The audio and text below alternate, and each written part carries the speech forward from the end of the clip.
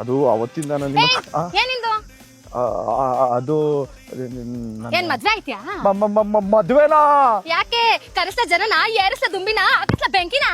Madam ಮೈ ಮೇಲೆ ಮಲ್ಲಿಗಿಲ್ಲ ಅಂದ್ರೂ ಗಂಧದ ಮಾರ್ಕೆಟ್ ಇಟ್ಟು ಕಾಂಪಿಟೇಷನ್ ಕಮ್ಮಂತೀರಾ ಮೇಡಮ್?